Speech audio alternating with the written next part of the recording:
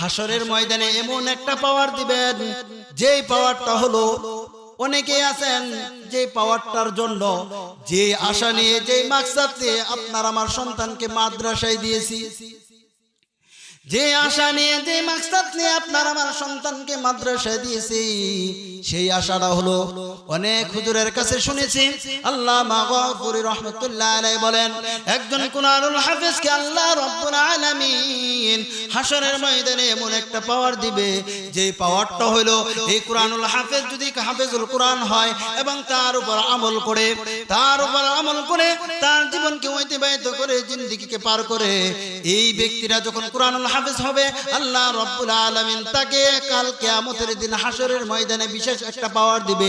সেই পাওয়ারটা হলো, এই কুরআনুল হাফেজ হাসরের ময়দানে আল্লাহ তাআলার সামনে 10 জনকে সুপারিশ করে আল্লাহ তাআলার জান্নাতে প্রবেশ করাইবে। সুবহানাল্লাহ। 10 জনকে আল্লাহ রাব্বুল আলামিনের জান্নাতে প্রবেশ করাইবে। এমন আলামিনের জাহান্নাম ওয়াজিব হয়ে গেছে, আল্লাহ তাআলার জান্নাত হারাম হয়ে গেছে, জাহান্নাম ওয়াজিব হয়ে গেছে, এমন 10 জন ব্যক্তি সম্পর্কে এই হাফিজুল কোরআন সুপারিশ করবে, এবং এরকম 10 জন ব্যক্তিকে সে সুপারিশ করে জান্নাতে নিয়ে যাবে।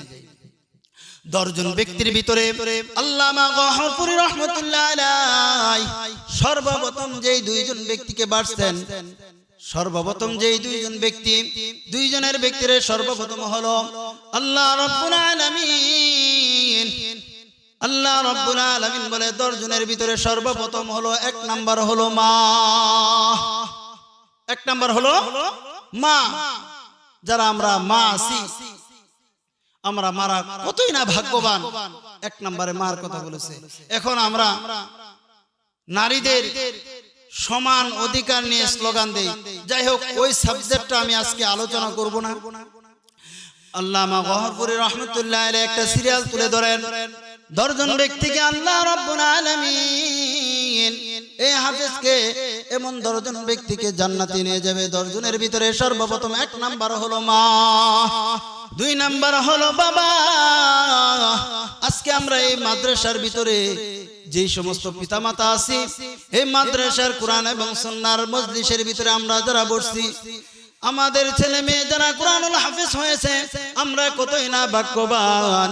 এবং আমাদের যাদের ছেলে মেয়েদেরকে এই কোরআনের জন্য, এই কুরআনুল হাফেজের জন্য মাদ্রাসায় দেই নাই, আমরা মনে মনে নিয়ত করি আল্লাহ রাব্বুল আলামিন আমাদেরকে কুরআনুল হাফেজ বানায় নাই। আমাদের বয়স চলে গেছে, আমাদের সময়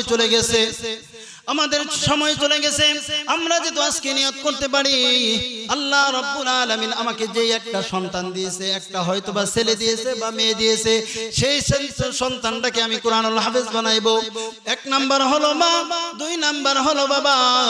গফুরী রহমাতুল্লাহ আলাইহি বলেন 3 নাম্বার হলো দাদা, 4 নাম্বার হলো দাদি, 5 নাম্বার হলো নানা, 6 নাম্বার হলো নানি। ওই পর্যন্ত গেল, 6 পর্যন্ত গেল।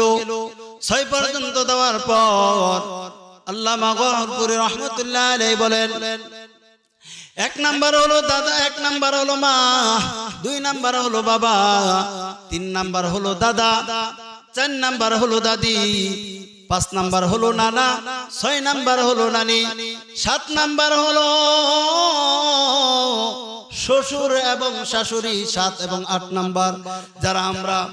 যারা আমাদের মেয়ে আছে, আল্লামা রহমাতুল্লাহ গফুরী রহমাতুল্লাহ আলাইহি বলেন, আল্লামা গফুরী রহমাতুল্লাহ আলাইহি বলেন, তোমাদের যাদের সন্তান রয়েছে, মেয়ে রয়েছে, উপযুক্ত একটা ছেলে দেখে, দিনদার একটা ছেলে দেখে, দিনদার পরহেজগার একটা ছেলে দেখে তোমার সন্তানটাকে, তোমার মেয়েটাকে তার কাছে তুলে দাও।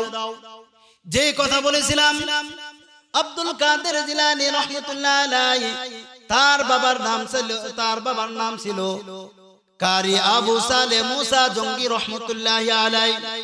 তার বাবা রাস্তা দিয়ে যখন হেঁটে যায়, যখন নদীর কাছ দিয়ে হাঁটতে হাঁটতে যাইতেছিল, তখন তার ক্ষুধা লেগেছিল।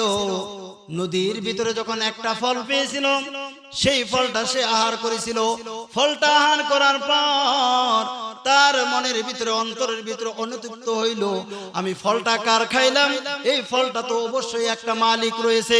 কারণ আল্লাহ রাব্বুল আলামিন বান্দার জন্য, আল্লাহ রাব্বুল আলামিন বান্দার জন্য একটা হক রাখছেন। যেই হকটা হলো, একটা হক হলো আল্লাহ তাআলার হকুল ইবাদ, হকুল্লাহি হকুল ইবাদা। একটা হলো আল্লাহ তাআলার হক, যেই হকটা হলো আল্লাহ রাব্বুল আলামিন ইচ্ছা করলে তাকে maaf করতেও পারে। আর একটা হলো হকুল ইবাদা, সেই হকটা হলো বান্দার হক। যদি বান্দা কখনোই সেই বান্দাকে maaf করে না, আল্লাহ রাব্বুল আলামিন বলে সেই বান্দার সম্পর্কে আমি আল্লাহ তাআলা maaf দিতে পারবো না। কারি আবু সালেহ মুসা জঙ্গি রাহমাতুল্লাহ আলাইহি যখন ফলটা খেয়ে অনুতপ্ত হইলেন, এটা তো বান্দার হক, বান্দার হক, আমি বান্দার কাছ থেকে maaf নিতেই হইবে। যখন স্রোতের উল্টা দিকে যাইলেন, ঘুরতে ঘুরতে যখন ওই বাগানের মালিককে পাইলেন, মালিককে পাওয়ার পর মালিক গিয়ে দেখে ক্ষেতের ভিতরে আগাছা পরিষ্কার করতেছে। এমন সময় কারি আবু সালেহ মুসা জঙ্গি রাহমাতুল্লাহ আলাইহি বললেন, আপনার একটা ফল খেয়েছি, সম্ভবত আপনাকে এই ফলটা খাওয়ানোর জন্য আপনার অনুমতি ব্যতীত আমি এই ফলটা খেয়েছি, আপনি আমাকে maaf করেন, আপনি আমাকে maaf দেন, আমি চলে যাইব। সেই বৃদ্ধ লোকটা কারি আবু সালেহ মুসা জঙ্গি রাহমাতুল্লাহ আলাইহিকে বলে, তুমি যদি আমার কাছ থেকে maaf নিতে হয় তাহলে তুমি আমার বাগানে একটা বছর কাজ করতে হবে। ফল খাইছে কয়টা? একটা। কাজ করতে হবে 1 বছর। যাই হোক, আলোচনাটা সংক্ষেপ করতেছি। এভাবে আরেক বছর কাজ করছে, কিন্তু সে তার নিয়ত ছিল শাইব রহমতুল্লাহ আলাইহি, কারি আবু সালেহ মুসা জঙ্গি রহমতুল্লাহ আলাইহির শ্বশুরের নাম শাইব রহমতুল্লাহ আলাইহি।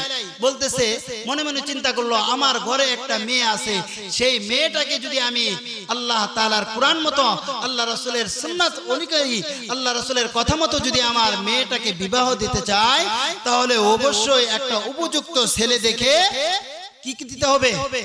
বিবাহ দিতে হবে। তখন মনে মনে চিন্তা করলো, একটা বছর যদি এই লোকটাকে আমি কাজ করাই, আমার মেয়েটা হয়তো বা সাবালিকা হয়ে যাইতে পারে, আমি তারপরে বিবাহ দিব। কিন্তু একটা বছর কাজ করার পর তার মেয়েটা সাবালিকা হয় নাই। দ্বিতীয় বছর কাজ করলো, সাবালিকা হয় নাই। তৃতীয় বছর কাজ করার পর বলতেছে, কারি আবু সালেহ মুসা জঙ্গি রাহমাতুল্লাহ আলাইহি বলতেছে, এখন আমি আপনার কথা মতো 3টা বছর কাজ করেছি, এখন আমাকে রুখসত দেন, আমাকে ছেড়ে দেন, আমাকে maaf দেন। তখন বৃদ্ধ লোকটা বলতেছে, আবু সালেহ মুসা জঙ্গি রাহমাতুল্লাহ আলাইহি, যদি আমার কাছ থেকে maaf নিতে হয় তাহলে আমার ঘরের ভিতরে একটা কানা খুরা ল্যাংড়া মেয়ে আছে, সেই মেয়েটাকে তোমাকে বিবাহ করতে হবে, সেই মেয়েটাকে তোমাকে বিবাহ করতে হবে। এখন আমাদের সমাজের যারা মেয়েরা আছে, বাবা যদি একটা হুজুর দেখে, দিনদার ছেলে দেখে যদি বিয়ের প্রস্তাব দেয় যে তোমার জন্য বিয়ের ঘর আনছি, সেই মেয়েটা সর্বপ্রথম তার দুলাভাইকে ফোন দেয়, দুলাভাই, হাই হাই আমার সর্বনাশ করেন না, এমন একটা ছেলে আমার জন্য ধরে নিয়ে আসছে, মনে হয় আমার বাবা, দাড়ি, লম্বা দাড়ি, বয়সও বেশি অথচ বয়স নাই, দাড়ি দেখলে আমার গায়ের ভিতরে আগুন জ্বলে, দুলাভাই আমাকে একটু বাঁচান, না হয় আমি কক্সবাজার চলে গেলাম। কি বলে না? কিন্তু সেও জানে না, যদি এই সন্তানটাকে বাবা সিলেক্ট করছে দিনদার, মেয়ে চিন্তা করতেছে বুড়া লোক, দাঁড়িয়ে আছে, পছন্দ করে না, দিনদার পছন্দ করে না। এখন এজন্য অনেক সময় আমার কাছে প্রমাণ আছে, বউয়ের জন্য নিজের দাড়ি কি করে? শেভ করে, ক্লিন শেভ। বউ পছন্দ করে না, বউয়ে পছন্দ করে না, হুজুর দাড়ি রাখলে ঘরে জায়গা নাই, ঘরে জায়গা নাই। আবু সালেহ মুসা জঙ্গি রাহমাতুল্লাহ আলাইহি বলতেছে যে আমার কানা খুরা ল্যাংড়া একটা মেয়ে আছে, সেই মেয়েটাকে যদি বিবাহ করো তাহলে তোমাকে আমি রুখসত দিব। কারি আবু সালেহ মুসা জঙ্গি রাহমাতুল্লাহ আলাইহি চিন্তা করলেন, হক্কুল ইবাদা যেটা বান্দার হক, বান্দার কাছ থেকে অবশ্যই আমাকে মাফ নিতে হবে, বান্দার কাছ থেকে অবশ্যই আমাকে মাফ নিতে হইবে। হয়তোবা আল্লাহ তাআলার কাঠগড়ায় দাঁড়ানো থেকে দুনিয়ার ভিতরে মরাও বালা, দুনিয়ার ভিতরে মরাও বালা, এ কানা খোরা লেংরারি বিবাহ। যাই হোক, আমি যেই কথা বলতেছিলাম, যে কথা বোঝানোর জন্য এই কারি আবু সালে মুসা জঙ্গি রহমতুল্লাহ আলাইহির কথাটা তুলে ধরছি, যে 8 নাম্বার হলো শ্বশুর শাশুড়ি। এখন আমাদের যাদের মেয়ে আছে, যাদের মেয়ে আছে, উপযুক্ত মেয়ে আছে, আমরা আজকে থেকে ইনশাআল্লাহ নিয়ত করব যে আমরা দিনদার, পরহেজগার, মুত্তাকিন যারা নামাজ পড়ে এমন একজন আলেম দেখে, এমন একজন হুজুর দেখে আমাদের সন্তানকে বিবাহ দিব। নিজে আলেম হইতে পারি নাই, আমার সন্তানকে আলেম বানাইতে পারি নাই, আমার সন্তানকে হাফিজুল কোরআন বানাইতে পারি নাই, হয়তোবা এই 4টার ভিতরে প্রথম 2টার ভিতরে থাকতে পারি নাই, দ্বিতীয়, তৃতীয় এবং চতুর্থের ভিতরে থাকতে পারি নাই, দাদা এবং নানার ভিতরে থাকতে পারি নাই। যারা দাদা এবং নানার ভিতরে আছি তারা নিয়ত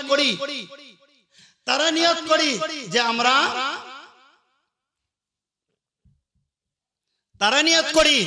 আমরা আমাদের নাতিদেরকে কুরআনুল হাফেজ বানাবো, তৃতীয় এবং চতুর্থ কাতারের ভিতরে থাকবো। আমাদের ছেলে সন্তান নাই, নাতি নাই, একটা মেয়ে আছে, মেয়েকে বিবাহ দিয়েছে, মেয়ের সন্তান রয়েছে।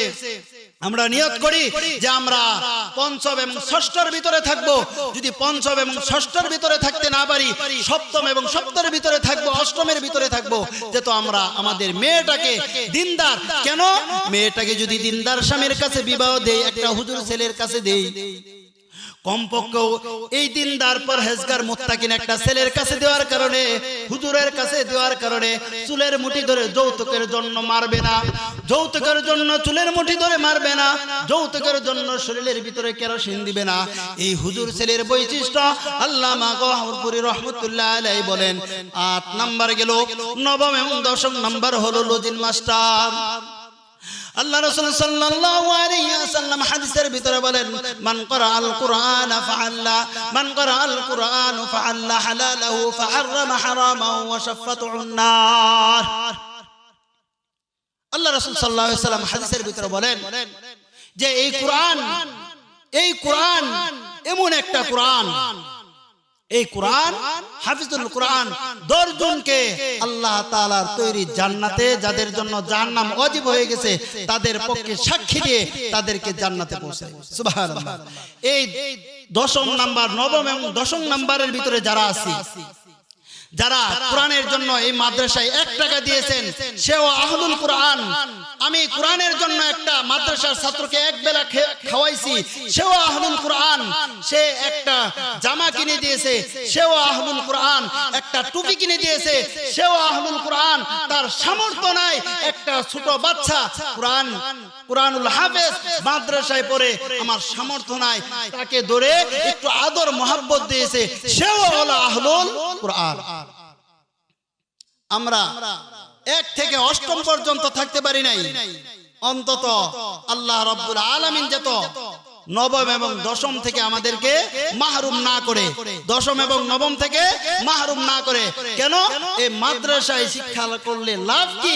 এই মাদ্রাসার শিশু বাচ্চারা এত ভদ্র হয়, এত নম্র হয়, এদেরকে যদি আপনি গুলা ফাউন্ডেশনটা শক্তিশালী মজবুত করেন, যদি কোরআনের শিক্ষাটা প্রথম তার সিনার ভিতরে তুলে ধরেন, সিনার ভিতরে ভরে দেন, অন্তত এই ছাত্রটা, এই মাদ্রাসার ছাত্রটা, এই শিশু বাচ্চাটা বড় হলে কোরআনের বিরোধিতা করবে না। এই সন্তানটা মা বাবাকে কখনো বৃদ্ধাশ্রমে দিবে না। এই সন্তানটা কখনো তার স্ত্রীকে চুলের মুঠি ধরে যৌতুকের জন্য বাপের বাড়ি পাঠাবে। কথা ঠিক কিনা?